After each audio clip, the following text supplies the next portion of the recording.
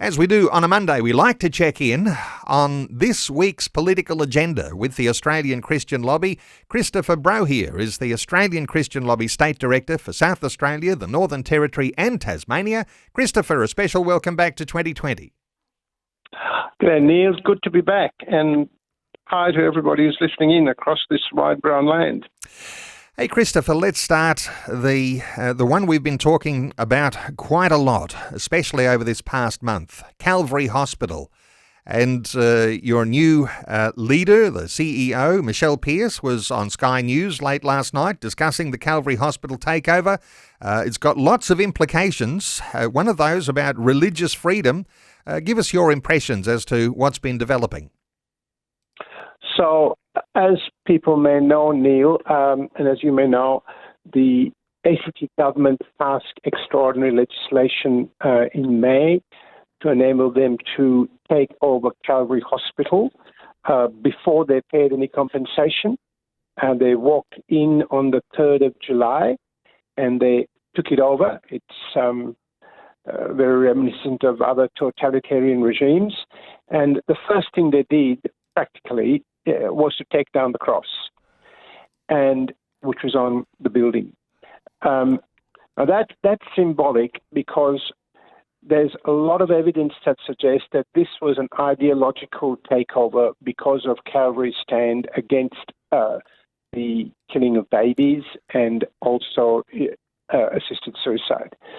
So it raises a massive issue for Australia that any government which is ideologically opposed to a particular organisation can move in and take over. It's not just in the faith in terms of religious issues, but if a Greens government doesn't like horse racing, they could come and pass legislation and take over the local racetrack.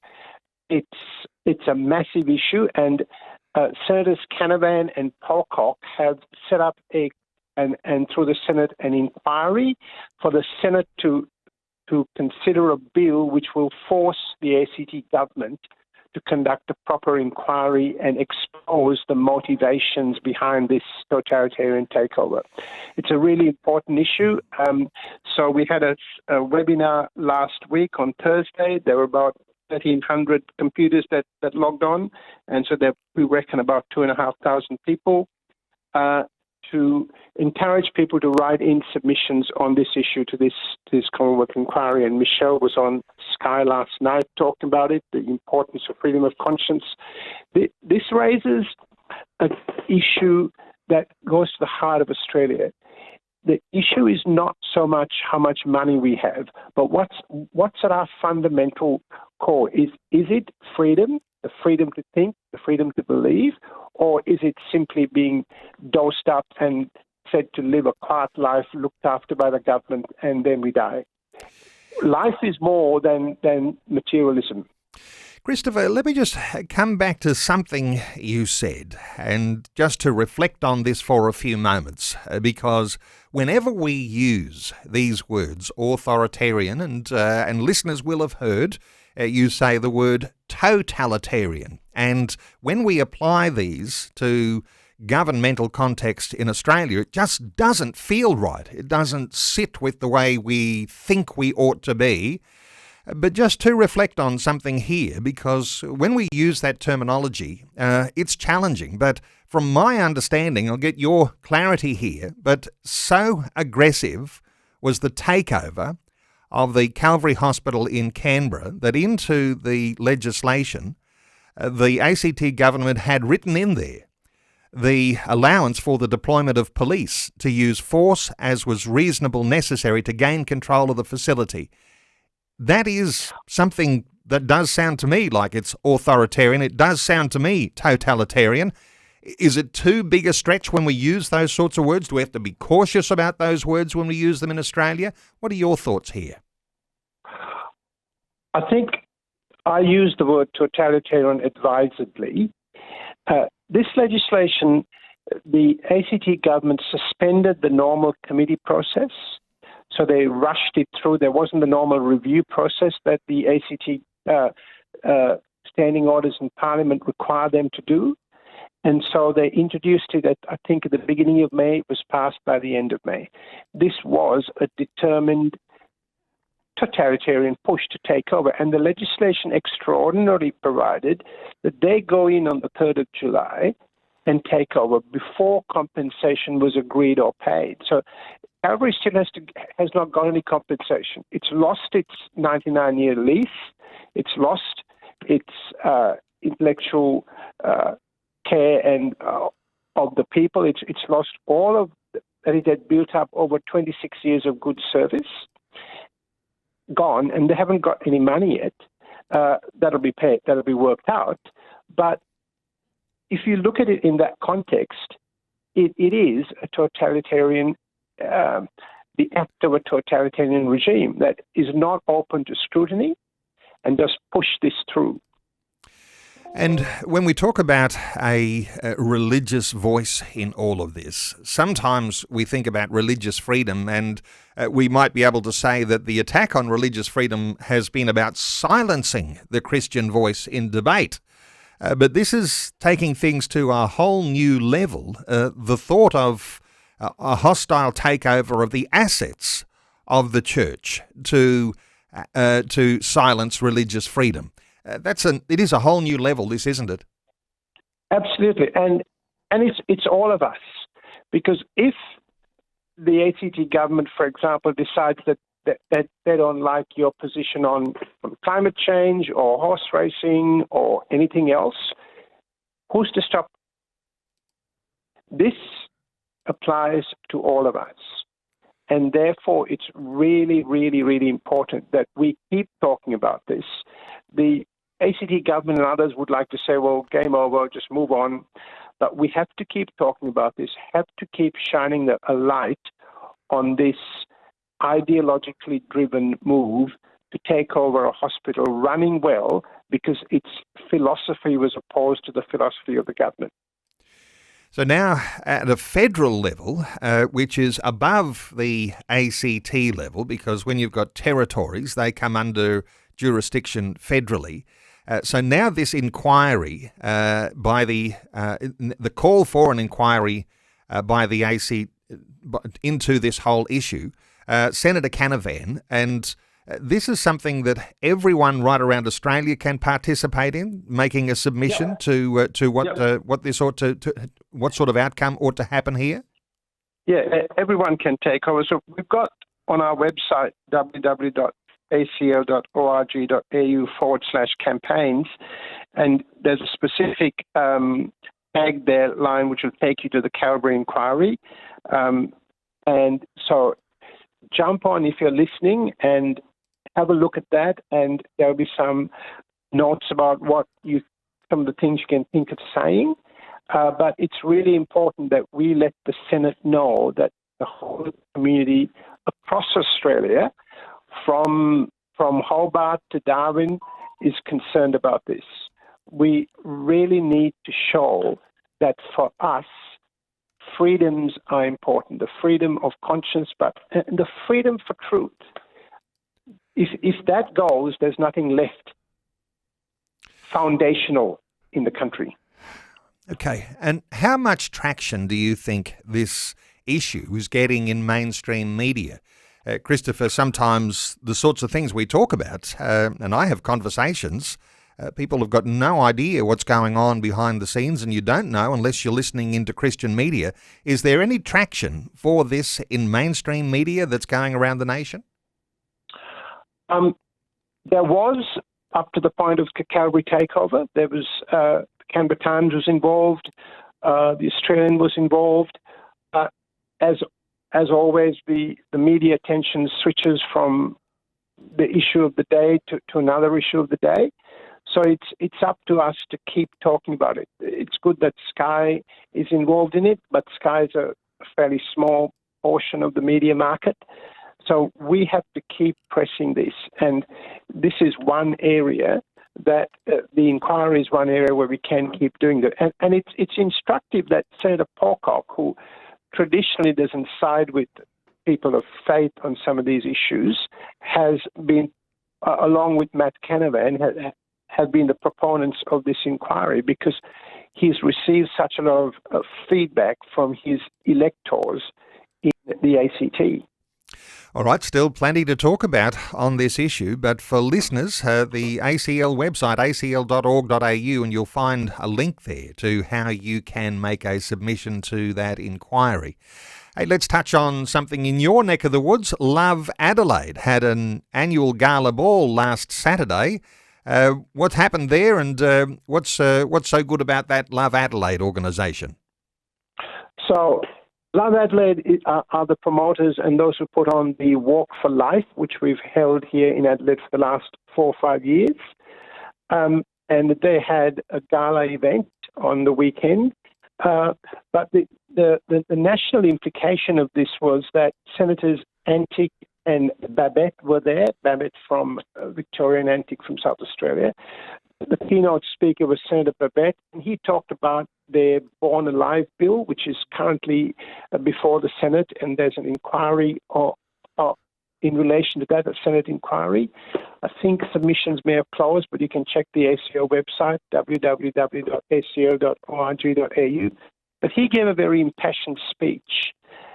He was preceded in the event by a story of a midwife who there'd been an abortion, the baby was delivered, and she was asked to take a picture of the baby. That's what they do as normal protocol. And the flash caused the baby to start breathing. And nobody knew what to do. And for 4 hours, that little life lived. She wrapped him up in a blanket, put him in a storeroom under a heater until he died. And that really broke Senator Babet. And the burden of his speech was, babies are being born alive and left to die in Australia. Yes. Now, that should not happen. There is no excuse for that to happen. And something that goes a little hand in hand, I guess, with those thoughts, and the fact that you mentioned, that gala ball for Love Adelaide, and they're going to be doing some life awards and for people who are advocates of life.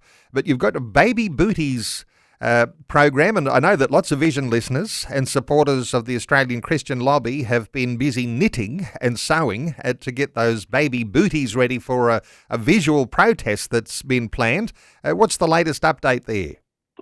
So we've had to close off Regos, Neil, because we've had too many booties. It's been a wonderful response, and this is something that's been done in the past by Right to Life Australia, and it's good to do it again. It's symbolic, and it shows that what we're talking about abortion is not a procedure, it's the ending of the life of an unborn child. We just have to keep saying that, and particularly when you're talking about babies born alive. With the spread of abortion to birth legislation, we are entering uncharted territory here. What if a 30-week-old baby is born alive? What do you do?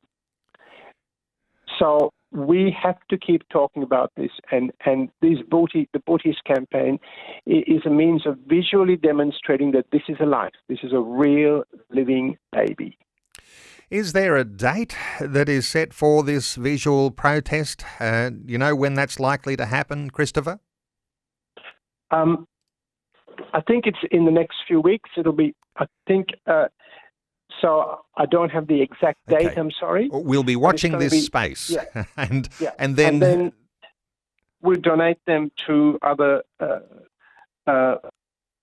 pregnancy help centres, etc. Okay. And the Calvary Hospital, the Calvary Private Hospital. All right, let's move on. Another issue, and we were talking about this just last week, the Queensland decriminalisation of prostitution. You've got a webinar that's coming up. Give us some insight here into what's happening in Queensland and the value of this webinar. So this is a big ticket item for Queensland. The Queensland Law Reform Commission has proposed the complete decriminalisation of prostitution in Queensland, and the government has indicated, the Palaszczuk government has indicated that they support those proposals and they're going to move on it.